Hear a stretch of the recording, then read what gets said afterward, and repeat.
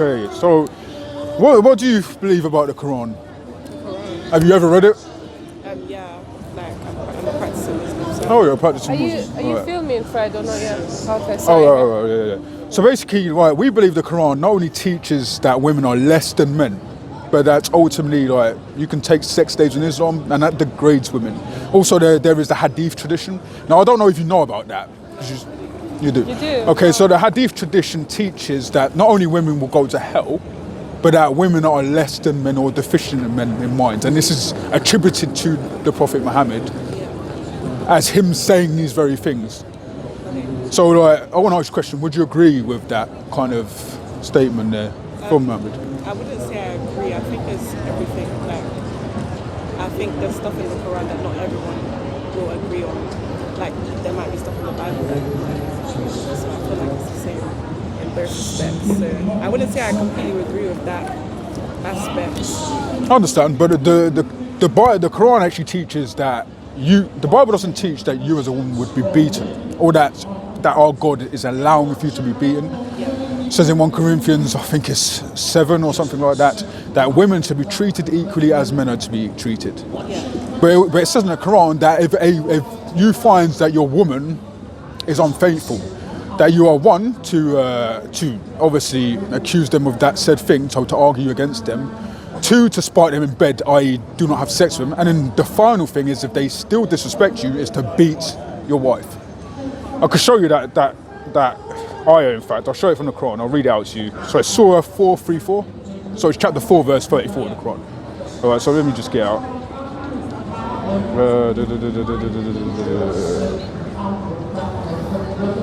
Okay, it says this. Men are in charge of women because Allah hath made the one of them to excel the other, and because they spend of their property for the support of women.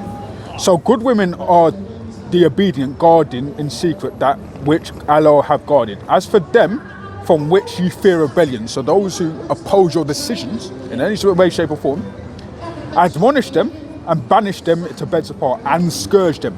Now the word scourge literally means to beat in the Arabic. And then if they obey you, see not away against them. Lo, Allah is ever high and exalted great. Do you think as a woman that it would be okay if you disagree with your husband's actions, that you should be beaten for it? Definitely not, no. Well, the Quran does unfortunately teach that. Yeah. And this is one of the reasons why ultimately I don't think women should follow the Quran. I think the Quran is in opposition to women. For example, there's such thing as marital rape in society. So like, imagine let's say you're with a husband, all right, and your husband decides, you know what, while you're cooking, you know what, I want to have sex. You say to him no. Would that be a reasonable thing to say to him? Would it be a reasonable thing to say to him? Well, the Quran actually teaches that no, you are to submit to his actions. So if he wants to have sex at that moment in time, you have to have sex with him. I'm going to read what Surah 2, verse 223 says. This is, let me get it up. Sorry, I'm just going through the verses. And I could show you the exact ayah if you want me to. It's literally here.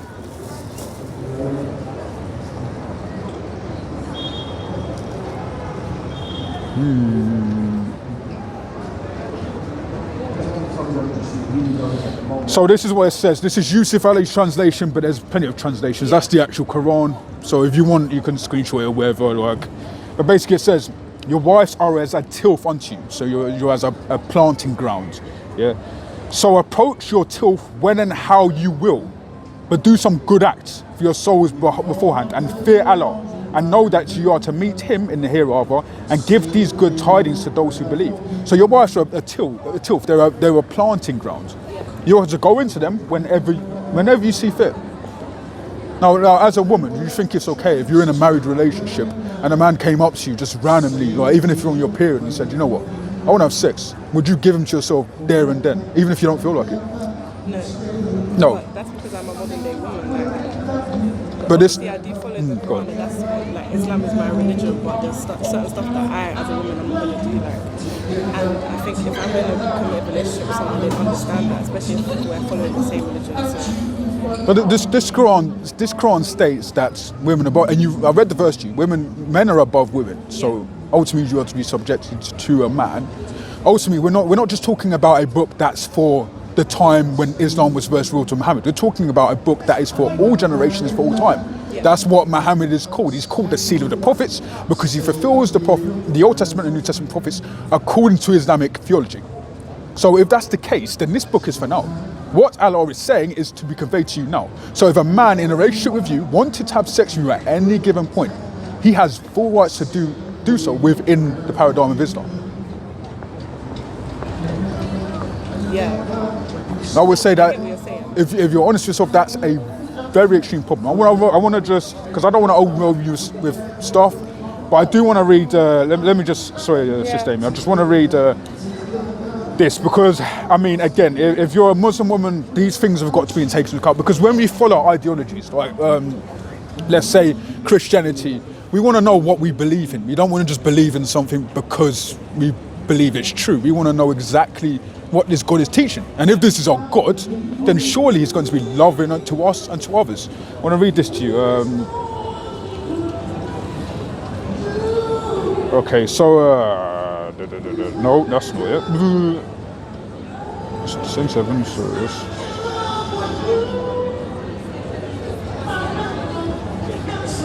Yeah, all right, so this is it. This is Sahih Bukhari 304, all right? It says, narrated Abu Sa'id al-Khudri. Once Allah's messenger, so the Sahih Bukhari, by the way, is a hadith book.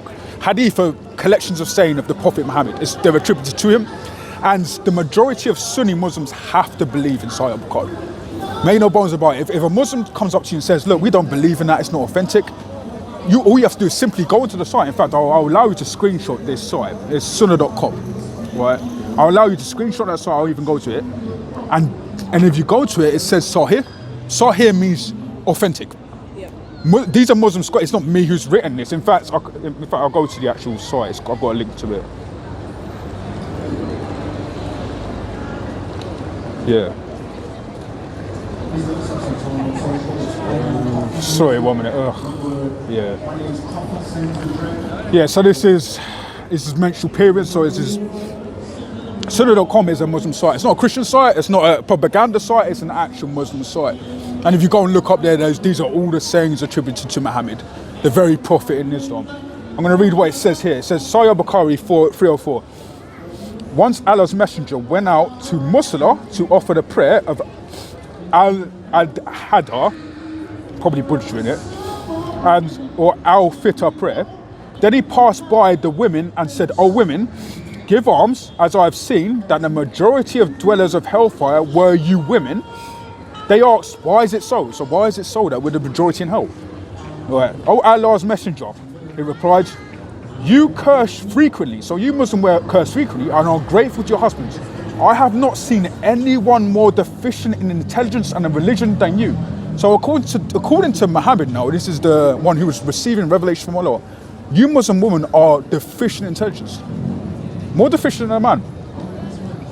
A cautious, sensible man could be led astray by some of you. The woman asks, oh Allah's messenger, what is deficient in our intelligence? He said, is not the evidence of 2 women equal to the witness of 1 man? So what he's saying is, you Muslim women are half-brained. One Muslim man, his brain power is more than that of 2 Muslim women. Now, are you telling me that this man who's supposed to be a prophet, are you telling me that it's okay that he believes these things? No. No, of course not. I mean, I just want to read the rest of it. They replied in the affirmative, so they agreed with what he said. He said, this is the deficiency in intelligence. Isn't it true that a woman can neither pray nor fast during her menses? So you can't pray during your menstruation period, by the way. You can't. Which is ridiculous. Because the Bible doesn't claim these things. The Bible doesn't claim you cannot pray at a certain time. Because these bodily functions were created by God. Imagine God created menstruation, things like discharge. These things were created by God.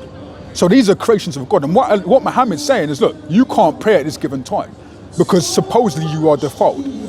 But I'll ask this question: do you mean to tell me that you as a woman are defiled during your menstruation period, which God created to pray to Him? No. Of course not. I think it naturally follows that that's not the case. I want to read the rest of what it says. The woman replied in affirmative. He said, this is the deficiency in a religion. So according to Muhammad, Not to me, not to Christians, not to anybody else. You are deficient in religion and you are the majority in hellfire. As a woman, as a Muslim woman, I'm not going to speak for you, but certainly, if anybody said that about my mother, I'd find it very offensive. I would. Saying that you're half-brain, you're less than men, that's repugnant. I mean, I can't force you to believe in anything, sister. I can't force you to believe in Islam. I can't force you to believe in Christianity. What I would say is, with the correct study, you can learn that these things are just not right. Jesus Christ says in the book of Matthew, right, that to anybody who comes to him, right, he is the true vine. He's the way. He seeks after the. He leaves the 99 sheep and seeks after the one that's lost. And I believe you are a lost sheep, but you can be found. That's fine. Do you have a gospel for? No, do I have a gospel?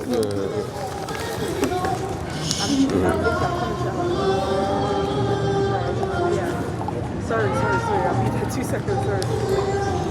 Well, thank you so much for listening. Can we leave you with this as a book of John, because the Bible tells you the real story about Jesus, and obviously we understand that you were born a Muslim, but and this as well, if you can just have a quick look about Jesus on the Quran.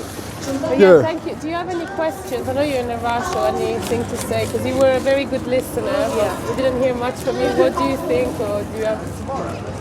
No, I don't really have any questions. That's fine. Well, thank you. But sorry, Amy. Just please, if you can, have a look into this, because I think, unfortunately, what's happening, I feel sorry for a lot of Muslim sisters because they're being misled by a lot of different groups. Understand that you do have a mind. I do believe that God has created you in His image, and we are equal. That's a fact. And you as a woman do have the capacity to know what is right and what is wrong. Christ is calling you to know what is right and wrong. You are not deficient in mind, ultimately. And that if you do the study, hopefully you will leave that demonic religion and come to Christ, hopefully. Thank you so much. But take care. Thank you. Have a blessed day. God bless.